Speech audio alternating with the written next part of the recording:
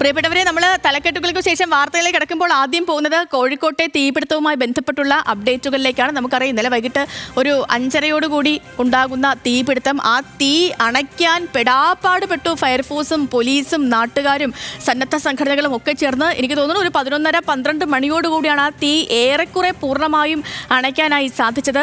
ഇനി നഷ്ടങ്ങളുടെ കണക്കെടുപ്പാണ്. ഒരുപാട് ആരോപണങ്ങൾ ഉയർന്നു വരുന്നുണ്ട്. ഈ കെട്ടിട പരിപാലന ചട്ടമൊന്നും പാലിച്ചിരുന്നില്ല തുടങ്ങി നിരവധി ആരോപണങ്ങളൊക്കെ ഉയർന്നു വരുന്നുണ്ട്. ജില്ലാ ഫയർഫോഴ്സ് മേധാവി ഇന്നിപ്പോൾ റിപ്പോർട്ട് സമർപ്പിക്കുന്ന ദിവസമാണ്. അപ്പോൾ അതുമായി ബന്ധപ്പെട്ടുള്ള കൂടുതൽ അപ്ഡേറ്റുകളിലേക്കാണ് ആദ്യം തന്നെ ഹലോ മലയാളം വാർത്തകളിലേക്ക് കടക്കുമ്പോൾ പോകുന്നത്. അപ്പോൾ ഇതിന്റെ തീപിടുത്തത്തിന്റെ കാരണം കണ്ടെത്താനുള്ള പരിശോധനയാണ്. കെട്ടിട പരിപാലന ചട്ടം പാലിച്ചിരുന്നു എന്ന് പരിശോധിക്കും. 2 ദിവസത്തിനുള്ളിൽ റിപ്പോർട്ട് നൽകാനാണ് ചീഫ് സെക്രട്ടറി ജില്ലാ കളക്ടർക്ക് നിർദ്ദേശം നൽകിയിരിക്കുന്നത്. 75 കോടിയുടെ നഷ്ടമുണ്ടായതായാണ് പ്രാഥമിക കണക്ക്. 3-ാം നിലയിലെ കാലിക്കറ്റ് ടെക്സ്റ്റൈൽസ് ഗോഡൌണിൽ മാത്രം 50 കോടിയുടെ നഷ്ടമുണ്ടായി. കോടികളുടെ നഷ്ടക്കണക്കാണ്, ആ വിവരങ്ങളാണ് പുറത്ത് വന്നുകൊണ്ടിരിക്കുന്നത്. സംഭവ സ്ഥലത്ത് നിന്ന് അനൽക്ക സെയ്ത് നമുക്കൊപ്പം ചേരുന്നുണ്ട് തത്സമയം. അനൽക്ക, ഗുഡ് മോർണിംഗ്. ഈ പറഞ്ഞതുപോലെ വലിയ തീപിടുത്തമാണ് ഉണ്ടായത്. കോടികളുടെ നാശനഷ്ടങ്ങളുടെ പ്രാഥമിക കണക്കുകൾ പുറത്തു വന്നു തുടങ്ങിയിട്ടുണ്ട്.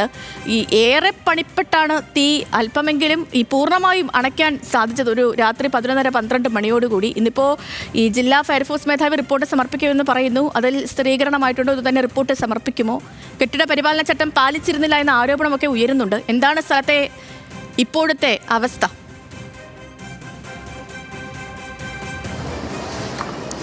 Sethulakshmi, good morning.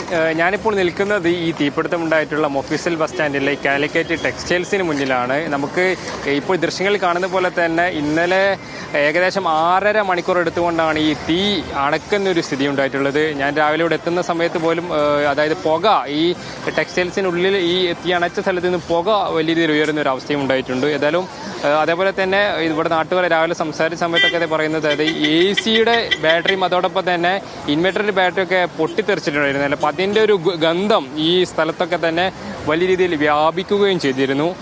ഇപ്പോൾ നമ്മൾ ദൃശ്യങ്ങൾ കാണുന്നത് പോലെ തന്നെ ഇന്നലെ രക്ഷാപ്രവർത്തനത്തിന് തീ അണക്കാൻ ഏറ്റവും വലിയ വെല്ലുവിളിയായിട്ടുള്ളത് ഈ ദൃശ്യങ്ങൾ കാണുന്നത് പോലെ തന്നെ ഈ പരസ്യ ബോർഡുകളാണ്. അതായത് തകര ഷീറ്റുകൾ കൊണ്ട് മറച്ച നിലയിലായിരുന്നു ഇത്തരത്തിൽ ഈ ഷീറ്റുകളുണ്ട്. ഈ കെട്ടിടത്തിൻ്റെ മുൻവശത്തായിരുന്നു ഇതുണ്ടായിരുന്നത്. ഇന്നലെ JCB ഒക്കെ തന്നെ ഉപയോഗിച്ചുകൊണ്ടാണ് അതായത് ഈ തകര ഷീറ്റുകളൊക്കെ പൊളിക്കുന്ന ഒരവസ്ഥയുണ്ടായിട്ടുള്ളത്. അതോടൊപ്പം തന്നെ ഈ ഷോപ്പിന് 1-ാം നിലയിൽ ഫുള്ള് മുഴുവനായിട്ടും ചില്ലുകൊണ്ട് മറച്ചൊരു സാഹചര്യം ഉണ്ടായിരുന്നു. അതായത് ഈ ഫയർ യൂണിറ്റുകൾ വെള്ളം ഉള്ളിലേക്ക് പമ്പ് അടിക്കുന്ന സമയത്ത് പോലും അത് പുറത്തേക്ക് തന്നെ ഒഴുകുന്ന ഒരു സ്ഥിതിയാണ് ഉണ്ടായിരുന്നത്. അതുകൊണ്ടാണ് ഏകദേശം 2 മണിക്കൂർ പിന്നിട്ട സമയത്ത് ഈ JCB ഉപയോഗിച്ചുകൊണ്ട് ചില്ല് തകർത്തുകൊണ്ടാണ് അത്തരത്തിൽ ഈ വെള്ളം ഉള്ളിലേക്ക് പമ്പ് ചെയ്യുന്ന ഒരു അവസ്ഥ ഉണ്ടായിട്ടുള്ളത്. ഇപ്പോൾ നമുക്ക് ദൃശ്യങ്ങൾ കാണുന്ന പോലെ തന്നെ ഈ വലിയ രീതിയിൽ ചെറിയ രീതിയിൽ പുക ഉയരുന്നുണ്ട്.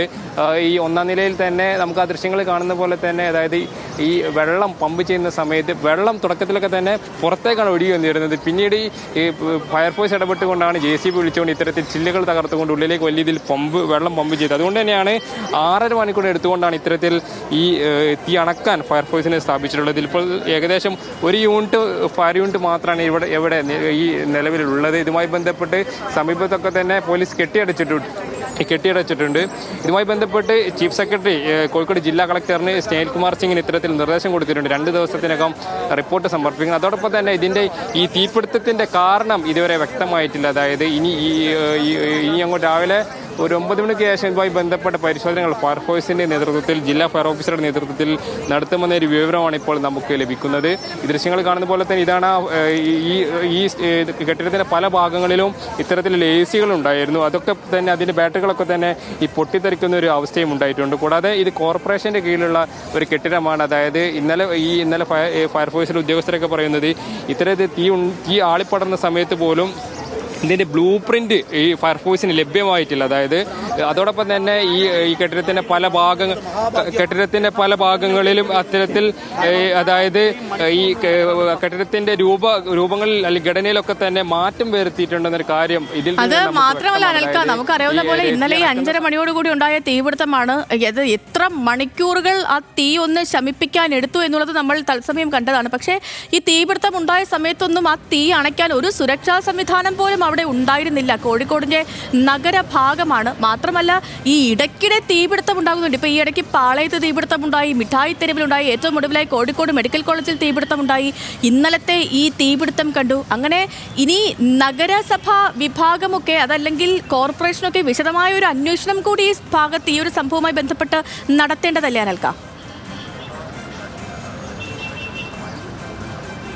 തീർച്ചയായിട്ടും സേതുലക്ഷ്മി സൂചിപ്പിച്ചതുപോലെ തന്നെ ഇത് കോർപ്പറേഷന് കീഴിലുള്ള കെട്ടിടമാണ്. അപ്പം അത്തരത്തിൽ അങ്ങനെ ഒരു കോർപ്പറേഷൻ കീഴിലുള്ളതിൽ തന്നെ ഈ കെട്ടിടവുമായി ബന്ധപ്പെട്ട് ഏതെങ്കിലും തരത്തിലുള്ള രൂപഘടനയിൽ ഏതെങ്കിലും തരത്തിൽ മാറ്റങ്ങൾ വരുത്തുകയാണെങ്കിൽ അത് തീർച്ചയായിട്ടും കോർപ്പറേഷന്റെ അതോടൊപ്പം തന്നെ പൊതുമരാമത്ത് വകുപ്പിന്റെ അനുമതിയോട് കൂടി മാത്രമാണ് ഇത്തരത്തിൽ ഈ രൂപഘടനയിലൊക്കെ തന്നെ മാറ്റം വരുത്താൻ സാധിക്കുകയുള്ളൂ.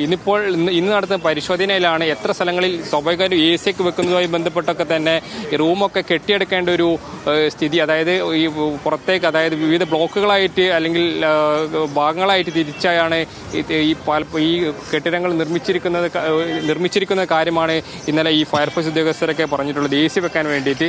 ഇതുമായി ബന്ധപ്പെട്ട് ഇപ്പോൾ നമ്മൾ ഈ ദൃശ്യം ഞാൻ നിൽക്കുന്ന സ്ഥലത്തൊക്കെ തന്നെ ഇതുമായി ബന്ധപ്പെട്ട് AC, അതായത് 4-5 AC തന്നെ ഈ ഭാഗത്തുണ്ട്. അതൊക്കെ പൊട്ടിത്തെറിച്ച് പിന്നീട് ഈ തീയണത്തിന് ശേഷം ഫയർഫോഴ്സ് ഉദ്യോഗസ്ഥർ താഴേക്ക് ഇട്ടതാണ്. അതായത് ഇതുമായി ബന്ധപ്പെട്ട് അതിൻ്റെ ഒരു ഗന്ധം ഈ രാവിലെ ഇവിടെ തന്നെ ഉണ്ട്, ഇവിടുത്തെ വലിയ രീതിയിൽ ഉണ്ടായിരുന്നു.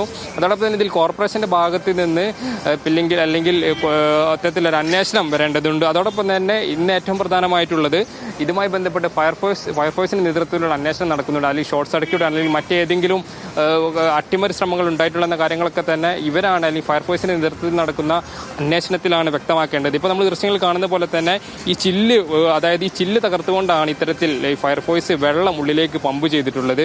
ഈ JCBയുടെ നേതൃത്വത്തിൽ JCB ഒക്കെ ഉപയോഗിച്ചുകൊണ്ട് 2 വർഷത്തിലുള്ള ചില്ല് പൂർണ്ണമായും തകർത്തുകൊണ്ടാണ് ഇത്തരത്തിൽ വെള്ളം പമ്പ് ചെയ്യുന്ന ഒരു സാഹചര്യം ഉണ്ടായിട്ടുള്ളത്. അതുകൊണ്ട് തന്നെയാണ് 6.5 മണിക്കൂർ എടുത്തുകൊണ്ടാണ് ഇത്തരത്തിൽ തീ അണക്കുന്ന ഒരു സ്ഥിതി ഉണ്ടായിട്ടുള്ളത്. ഇതിൽ ഏറ്റവും പ്രധാനപ്പെട്ട ഒരു കാര്യം എന്ന് പറയുന്നത് ഇതുമായി ബന്ധപ്പെട്ട് രക്ഷാപ്രവർത്തനം ഏറെ ഫയർഫോഴ്സിനെ സംബന്ധിച്ച് ഏറെ ബുദ്ധിമുട്ടായിരുന്നു. കാരണം ഈ ബസ് സ്റ്റാൻഡിന്റെ കെട്ടിടത്തിന്റെ മുറ്റം മുതൽ മുകളിലെ നില വരെ എല്ലായിടത്തും അനധികൃത നിർമ്മാണം അതോടൊപ്പം തന്നെ വേലിക്കെട്ടലും മറ്റും നടത്തിയത് രക്ഷാപ്രവർത്തനം നടത്താൻ വലിയ രീതിയിൽ ബുദ്ധിമുട്ട് സൃഷ്ടിച്ചിട്ടുണ്ട്. അതോടൊപ്പം തന്നെ കെട്ടിടത്തിന്റെ താഴെ തന്നെ പല ഭാഗത്തും കെട്ടിത്തിരിച്ച് സാധനങ്ങൾ അടുക്കി വെച്ചിരിക്കുകയും ചെയ്തിരുന്നു.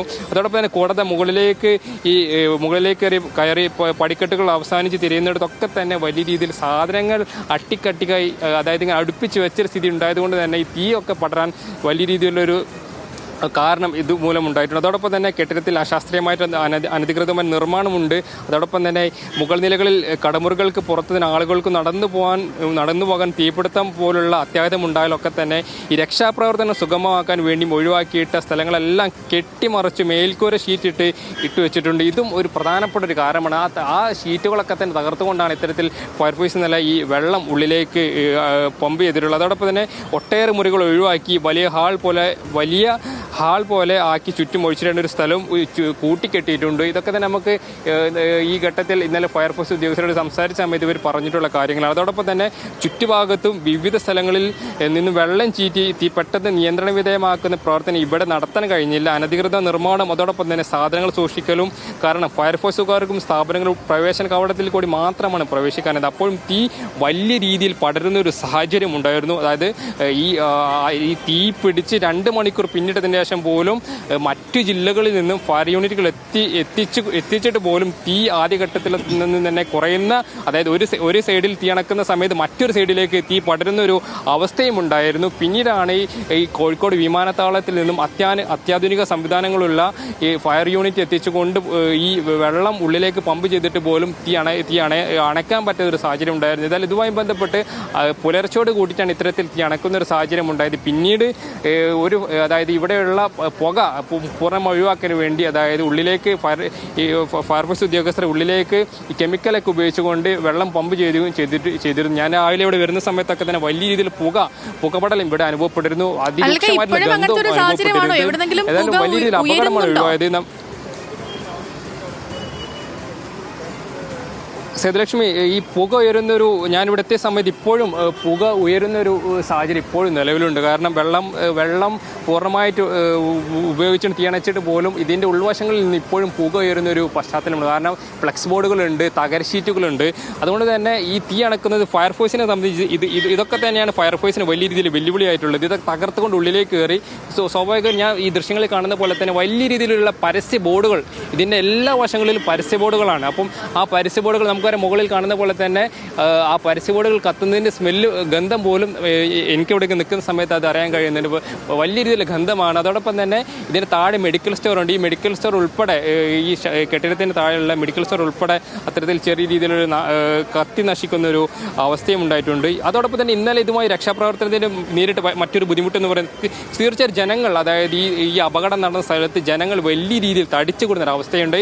ആ സമയത്ത് തന്നെ ഫയർഫോഴ്സ് വാഹനങ്ങൾക്കൊക്കെ തന്നെ ഇതിലേക്ക് കടന്നു ചെല്ലാൻ വലിയ രീതിയിൽ ആകെ നമുക്ക് ആശ്വസിക്കാൻ പറ്റുന്ന ഒരു കാര്യം എന്ന് വെച്ചാൽ കോടികളുടെ നഷ്ടക്കണക്ക് വരുമ്പോഴും ആകെ ഒരു ആശ്വാസം, ആർക്കും ആപത്തുകളൊന്നും സംഭവിച്ചില്ല, മറ്റ് അത്യാഹിതങ്ങളൊന്നും സംഭവിച്ചില്ല എന്നുള്ളത് മാത്രമാണ് ഒരു ആശ്വാസമായ കാര്യം. ഇനിയിപ്പോൾ കണക്കെടുപ്പിൻ്റെ തെളിവെടുപ്പിൻ്റെ ഒക്കെ സമയമാണ്. അനൽക്കയിലേക്ക് വീണ്ടും മടങ്ങിയെത്താം. കോഴിക്കോടിൻ്റെ നഗര ഹൃദയത്തിലുണ്ടായ വലിയൊരു തീപിടുത്തമാണ് സംഭവിച്ചത്.